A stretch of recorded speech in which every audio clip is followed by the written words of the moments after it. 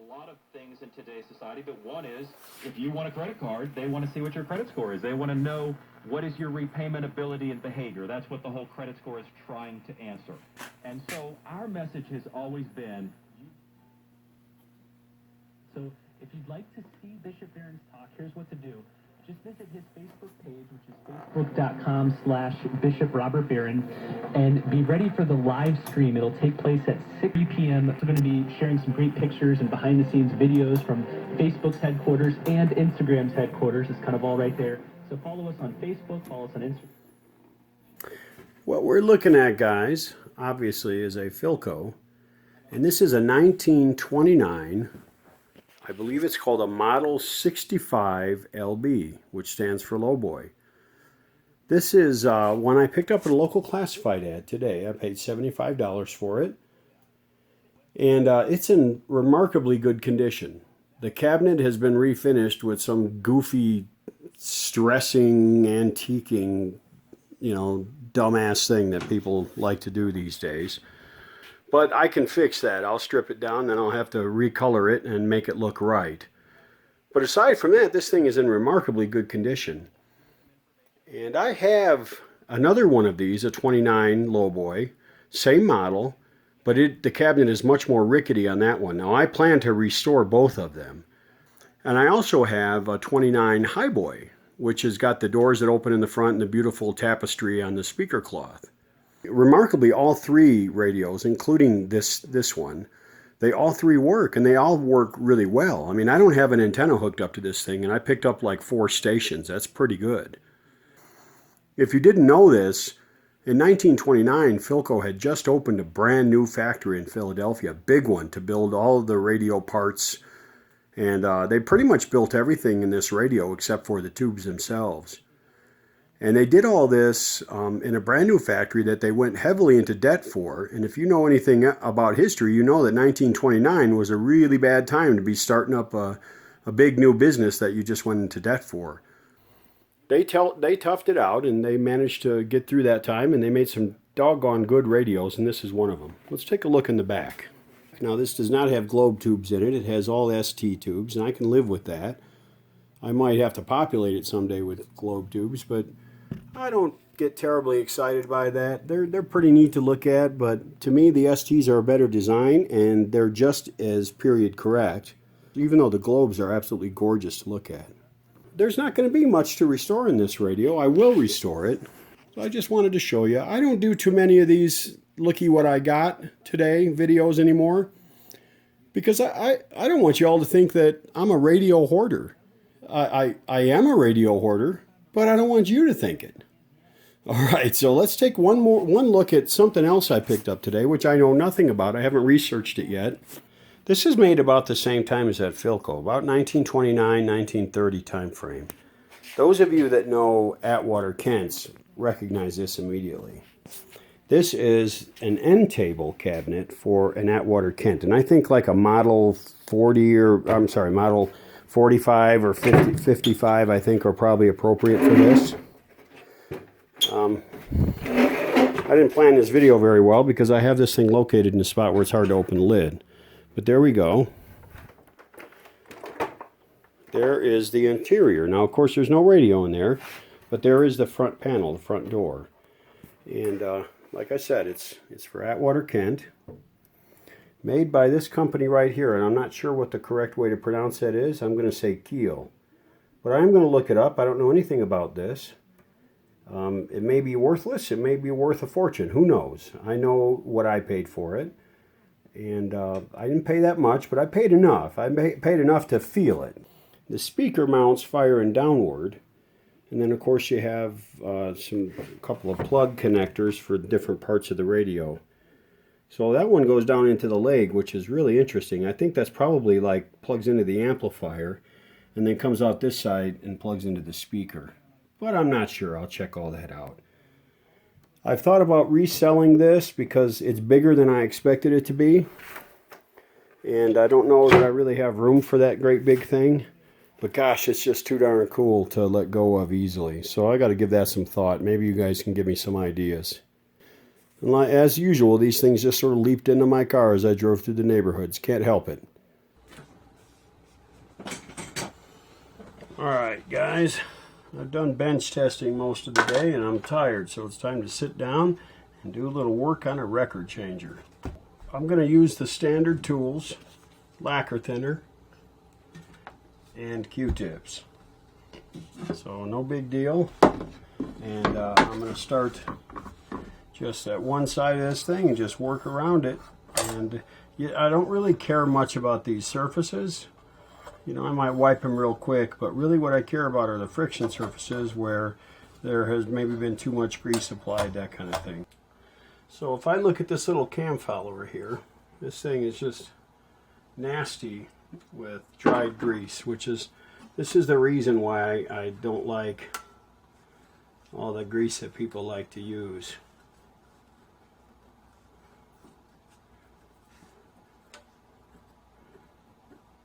People don't, sometimes they just don't clean off the old stuff and they go ahead and pile on new stuff.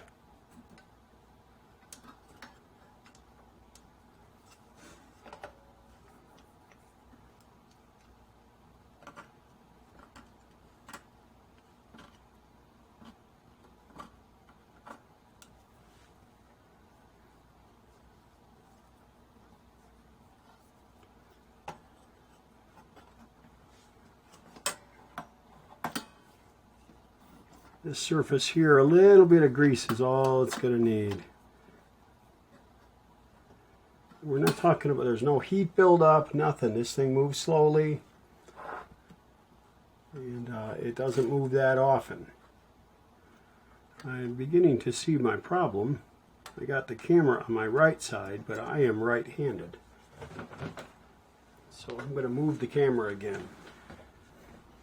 Alright, I hope that gives you a better view of things.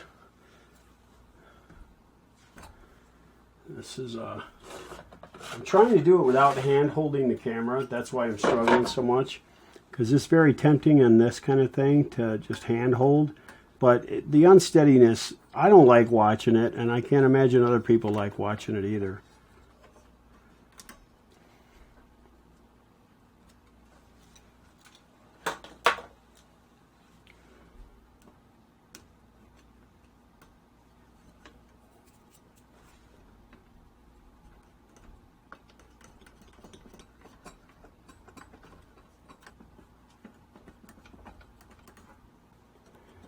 Let's see what's under here.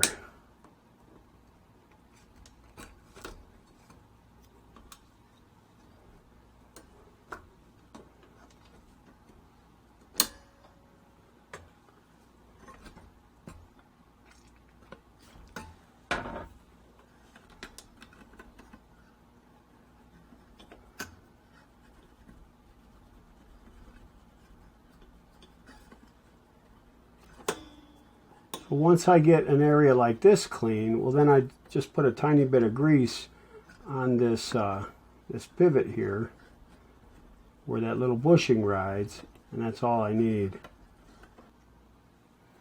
Alright, just a tiny bit right there. And then a little bit on the sliding portion here. We're not talking about a lot, guys. Don't overdo this. Underneath too.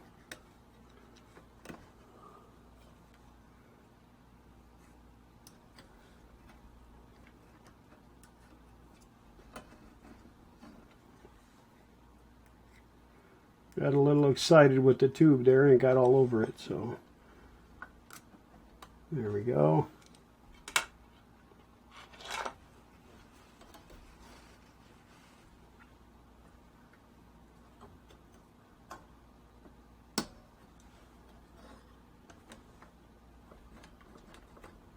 And we just keep going like that all over the record changer.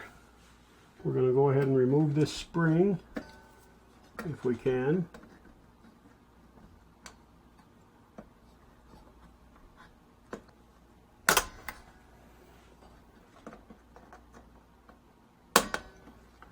Okay, now this is off of there. I can go ahead and lift this assembly up a little bit and do some cleaning under there. Let's see how it looks. Okay. A little washer, a little shim that goes on top of there.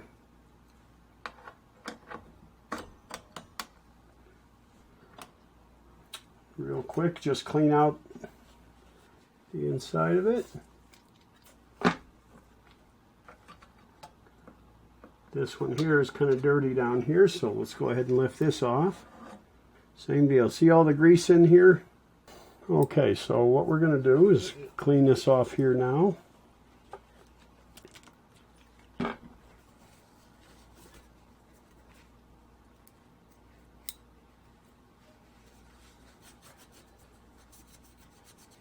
This doesn't need to be spotless.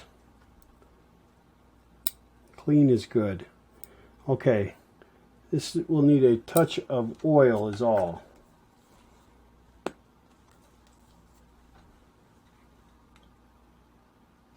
little drop of oil on the screwdriver.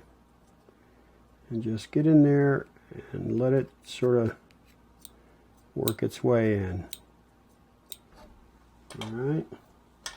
And then you want to get a drop up here on top.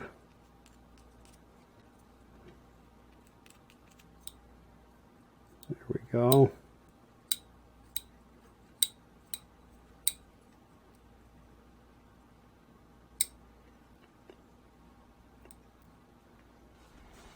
Alright, so we're going to get this cleaned down on this thing, on this post.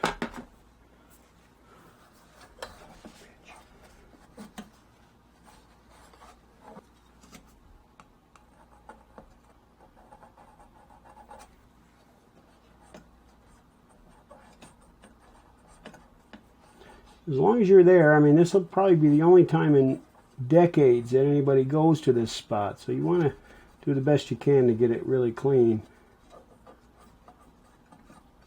You'd like to think that, you know, somebody would do this again in a few years, but it's doubtful.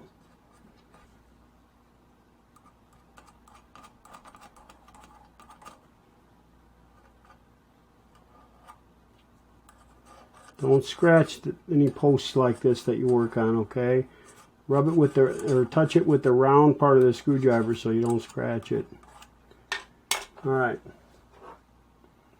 Then this thing goes back on. Let's see, I don't think I got inside the, inside this thing.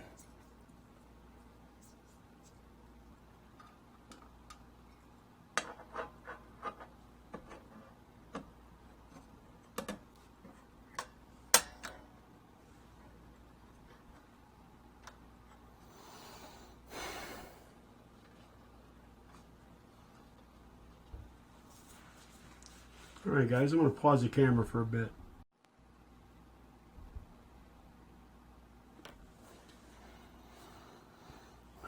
Alright, so I figured out how this goes on. The bottom one goes this way, and it comes on the outside of this little arm for the tone arm right here. So it swings like so. And then this one slips on top of it with that shim right here in between. Alright?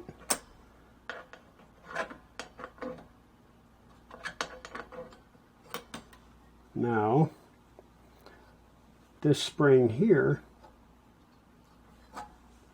there's a spring that connects these two parts, that part there, to that part there, okay?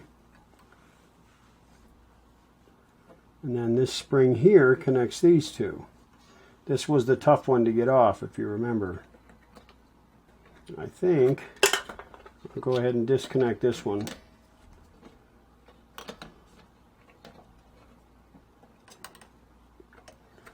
And then there will be less fight here.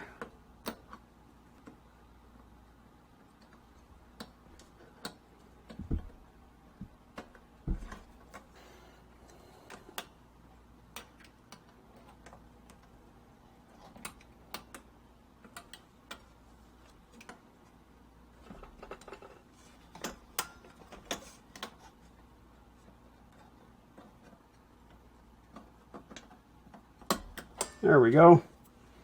You kind of have to use both hands, guys, so sorry I had to block your view. But it goes from this pivot right here, this post, to this little lever arm right here.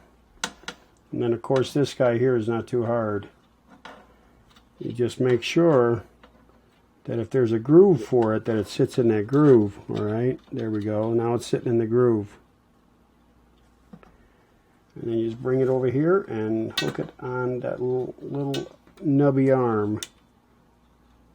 Sometimes you just have to grab it in a particular spot on the spring and then get your thumbnail in there, and there you go.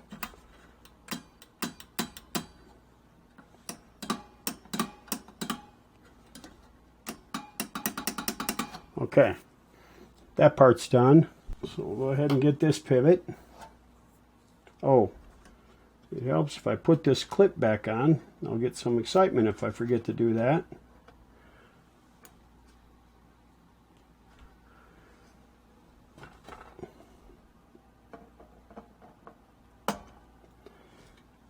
Okay, onto this arm right here.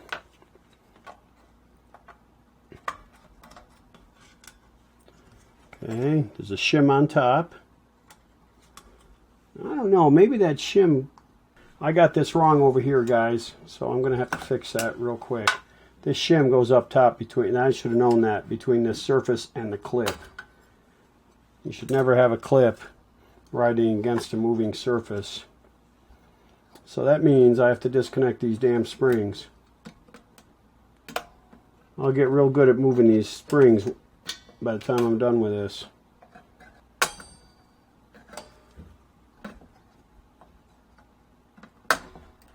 Okay, this shim doesn't make sense to me. But apparently the shim goes up here. And then the clip sits on top of that shim, because that's how every other one is.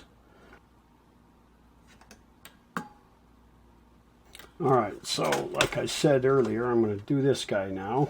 I think I can lift this off of here.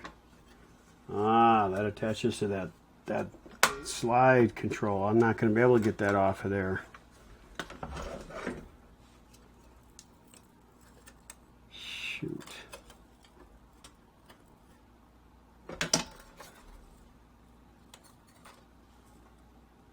Yep, that's glued in. That's why those things never come off. Okay, well, the only thing I can do then is try to clean that out with some lacquer thinner. And then run some oil down there. I can't put any grease in there. Well, I might be able to. I'm going to try a little trick here.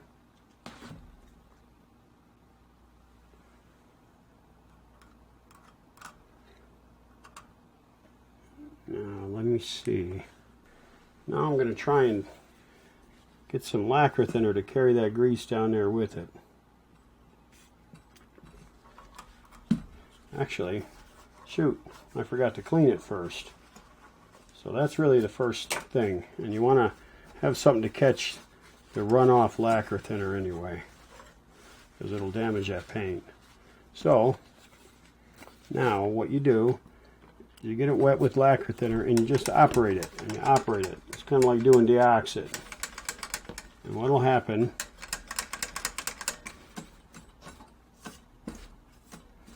is that will clean out some of that grease.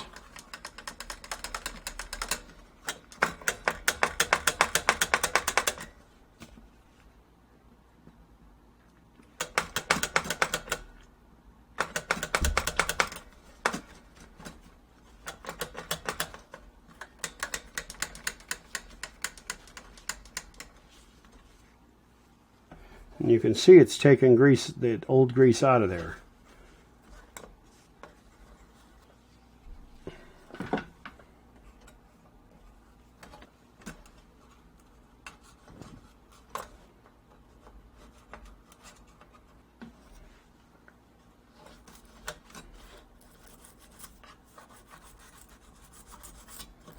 You do whatever you have to do to get in there and get that old grease that's sitting in there out of there.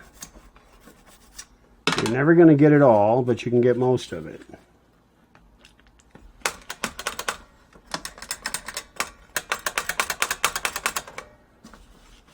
And you'll start to feel it's getting looser, see? Now it slides back down when I lift it up. That's because I'm getting that grease out. That grease is sticky.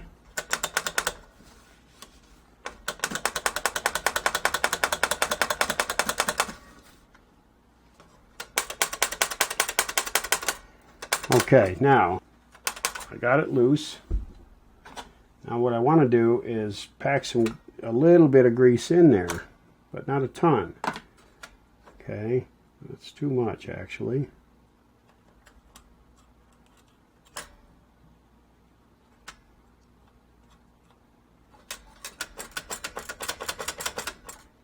And then you take and you put a little bit up top, and that's when you dribble on a little bit of lacquer thinner to kind of dissolve the grease and carry it with it down along the shaft. And the way I'm going to do it so I don't make a mess is get a Q-tip wet with lacquer thinner and then just sort of squeeze it out on there.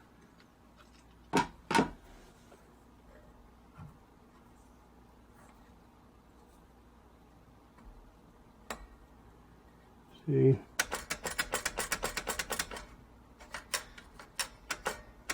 See how much nicer that moves now? You do that a couple times. You don't want to just do it once.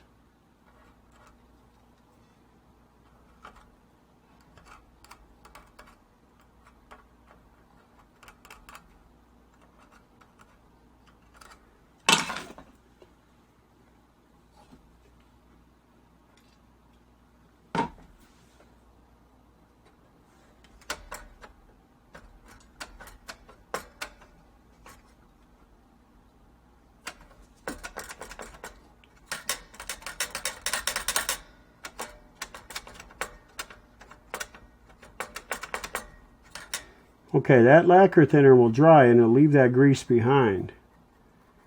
And so you go ahead and clean up the mess. If you see grease oozing out, well, that oozing grease isn't helping you at all. So you clean it up.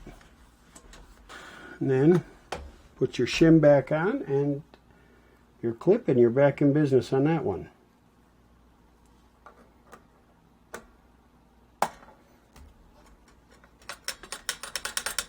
Okay, on to the next one.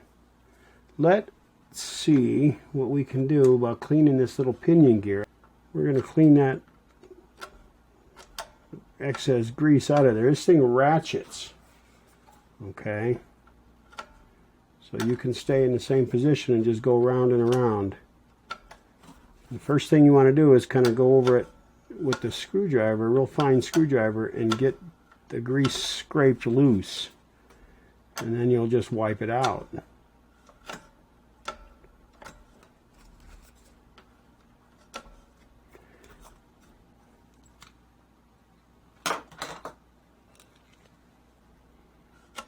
It'll make less of a mess if you do it this way rather than getting it all wet first.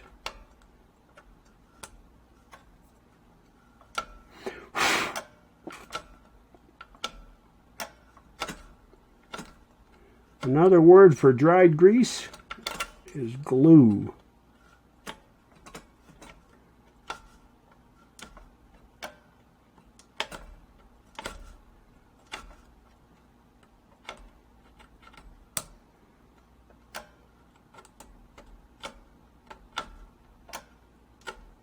Looks like when somebody greased this, they just slathered it on one side of it and then moved on.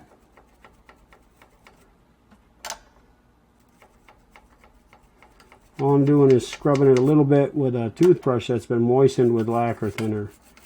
Just soften that stuff up, and then I'll go through it and clean it out the rest of the way.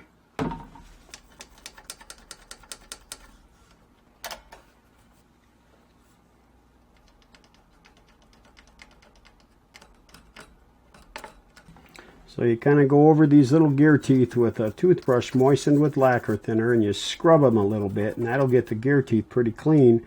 And then you go out and you wipe out the residue that's left from doing that. That's a real good way to get things clean without using too much lacquer thinner and without it running all over the place.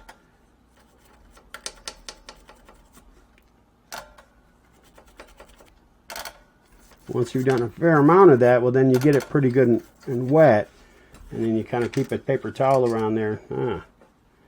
Keep a paper towel around there, and you wash it off with the toothbrush now, and you wipe it.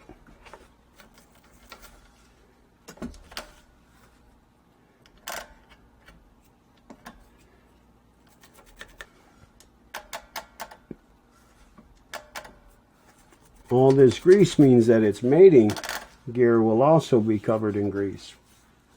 There is a point of diminishing returns where you spend more effort to get every last little speck off of there than it's worth in terms of how the machine runs.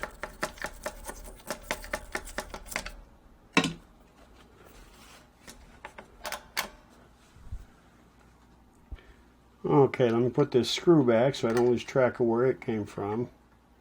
Now, I've cleaned this cam right here and this cam right here, so it's time now to put a little bit of grease on them. I don't want to put a lot, okay? I don't want to smear it all up, but you do have to have some or else you'll cause some wear. It looks like I put a lot on, except that I'll spread that around, okay? And I will turn it a few times, and that cam follower will spread it around also. Now, I don't know if this is supposed to turn. Yep. So what I want to do is put a drop of oil right at that rivet. So you put a single drop of oil right there at the rivet where the cam follower is. And then you let it work into the cam follower, and you kind of turn the cam follower with your finger. All right, and that will work that oil down into the cam follower, and then you put a little bit of grease just on the outside surface of that cam follower, and it will help that cam follower to continue to rotate as it turns. Too much grease, and eventually, if it sits for long, this record player without being played will cause it to bind up. And then you want to put some grease around the outside, around the perimeter of this cam. And you don't have to spread it real evenly around the whole thing, because the cam follower, the first couple revolutions, will spread it for you. Now let me put a little bit on this guy right here. Let's see, what's it riding on? Okay. That's just a drag. There's just a little arm that, or a little finger that drags on this. So I want to grease it just a little bit, and then turn the thing.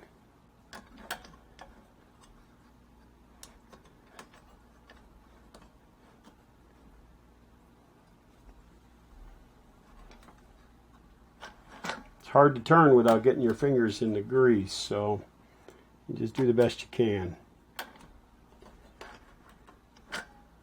If you're watching that cam follower, you'll see it turning. See if you can see that. See that? See how it turns? That's what you want. You don't want it to be a drag on this thing.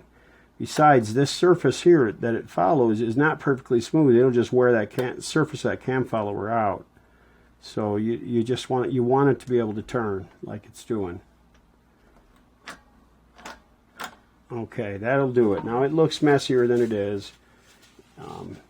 That's just going to take some time, and that'll work in. And then after I've run it for a little bit, one of the last things I'll do before I install this is go in and wipe out excess that's sort of oozed out in places, and I'll call it good. Now there are levers that I don't want to remove. All right, this one here is one of them. What I'm going to do is like I did with this one I did just a little while ago, and I'll clean it with lacquer thinner. And then I'll move it up and down and clean it out the best I can. Then I'll put some grease and dissolve it in lacquer thinner and let it run down in there, and that grease will remain when the lacquer thinner dries. Here's one of those arms that I don't really want to remove, but I do want to clean and lubricate. So let me pull the clip off, pull the shim off. Now this one's going to be fairly easy because I can lift it kind of high, so I'll do that. And there doesn't appear to be much in there, but I still want to clean it, so because I'm already there and there's no point in not doing it. So I want to catch the runoff. So place a towel there. And then this, you just take and you just put a little lacquer thinner on there and you just start to move it.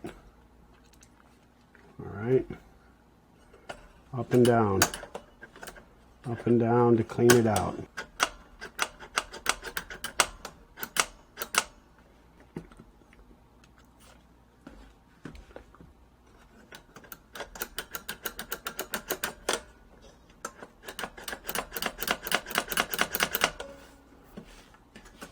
See, it takes out, the reason it's yellow is because there's old grease coming out. So it does work. It is effective. Now, you want to go ahead and lift that up. And that's convenient on this one because that makes a nice little well, okay, where I can put this grease.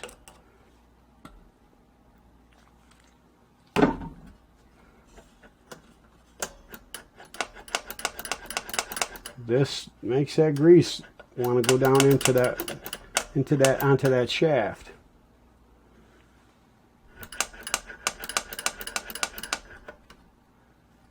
Let me show you, see if I can get a better angle here. Okay, then you lift it all the way up again. You make sure that the grease is kind of packed in the hole again.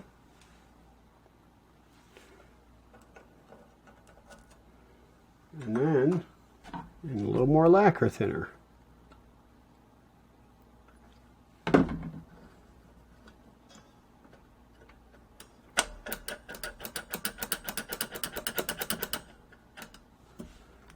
If you look down here, that will be getting wet with lacquer thinner and grease.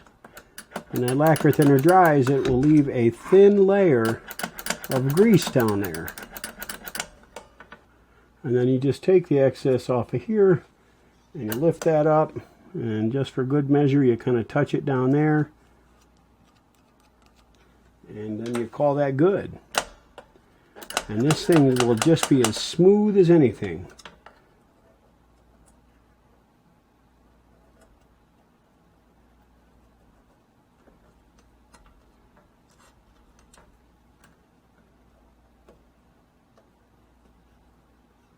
And you did that without making a big mess.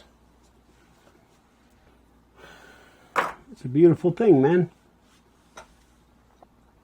Now there are going to be spots where you can't even get into to do that. So the best thing you can do with that is just try to run a little lacquer thinner down there the best you can. So I'm going to put some paper towel down there to gather up the lacquer thinner. Now this one's going to be kind of tough because I don't want to lift this heavily sprung arm off of there. Yeah.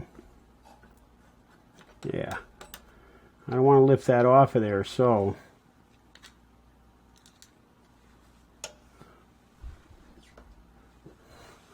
I'm just gonna, it'll even be hard to put that clip back on, I think, but this is probably pretty greasy in here. Oh, wait a minute. There we go. There we go. Let's turn it the right way.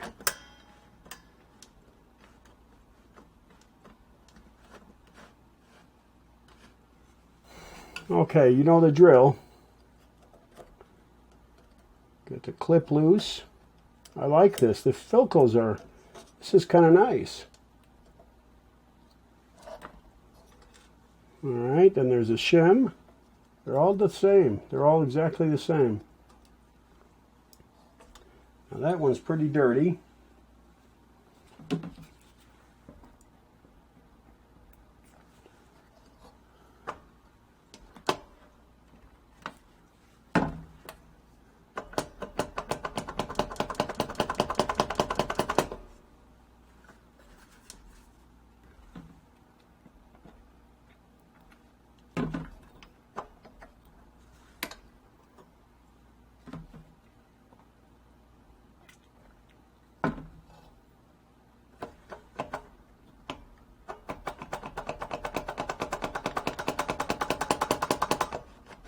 You can see the clearance is getting bigger in there as the grease dissolves away.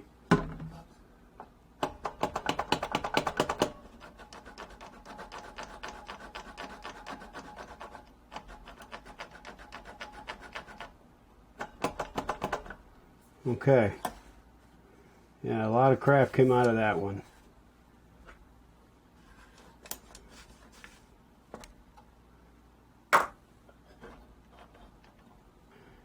And you have to say, how are you sure the grease is getting in there? Well, where else is it going? Because I'm not wiping it all off when I'm done.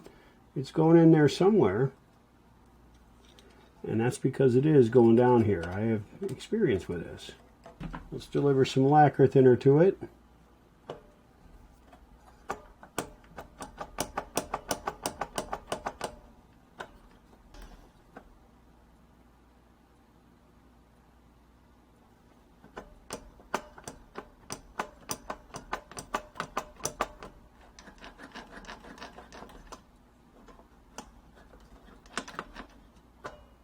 A little bit of excess on there I want to get cleaned up. Put the shim back on. There's plenty of grease on the surface there. I don't need to grease that shim.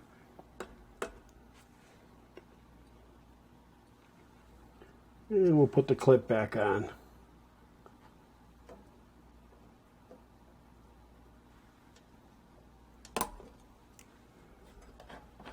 There we go. Excellent. The whole thing is getting easier to operate.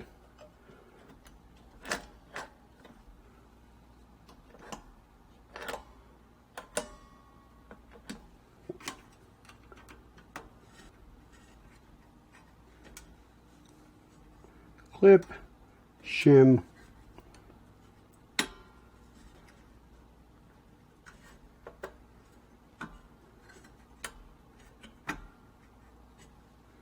it looks like this part right here is bent downward and getting caught on this guy. So I need to fix that.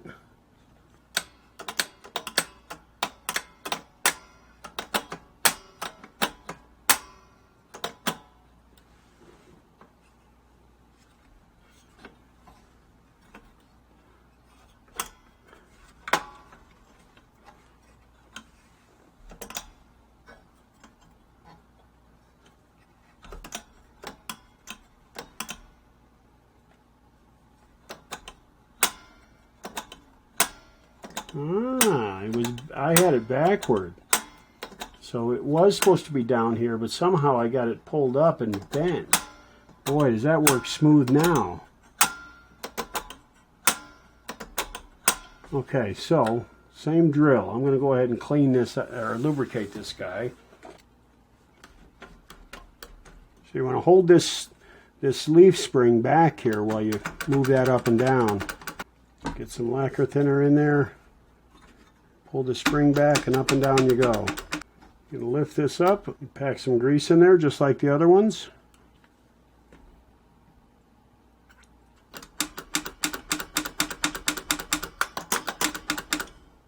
It's a real fast way to do it, man. When I put grease down here at the bottom, it's actually putting it at the top. And so that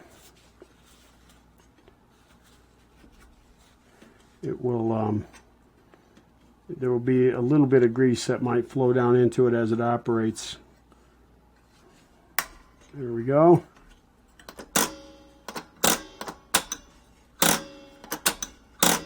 Real easy.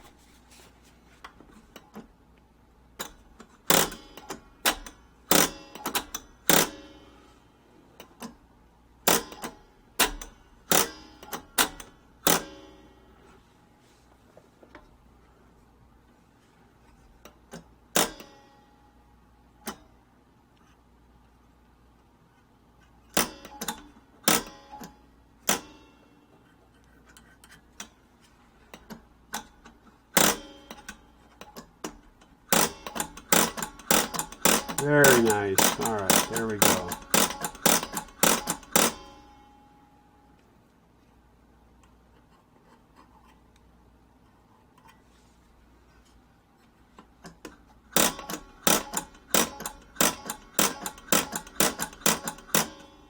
put a drop of oil right down in there. Let's see, you can't see that. Right down in this little pivot here, because that thing swings back and forth as this is operating. Okay, so just one drop of sewing machine oil is all it's going to take.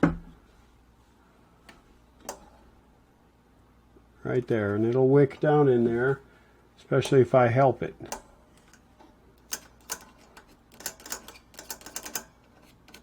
Alright, and then you just get in there and you wipe off, just dab the excess off of there, and there you go.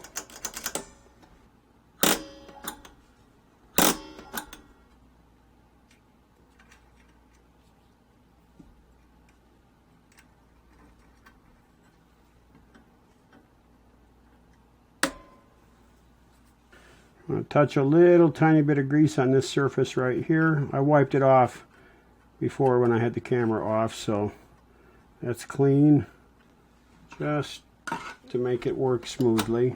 There we go. I think we're in the home stretch, guys. All right, you see the automatic reject right here. It's this little ratchet right here and this little pawl that I just lubricated. All right, let me see if I can show that to you. This little ratchet pawl right here.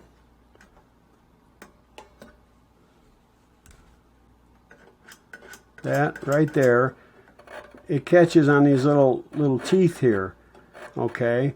And when the arm moves quickly like that, it disengages that ratchet, enables the reject. I think we pretty much got everything. I don't see any parts that we missed. And one of the reasons I don't like to unscrew everything and take things apart is because I don't want them to get all out of adjustment. If this thing is still in factory adjustment, that's just wonderful. I want to keep it that way. So I think that what we've done here is, lubricated the things that needed it without screwing up the adjustment of stuff.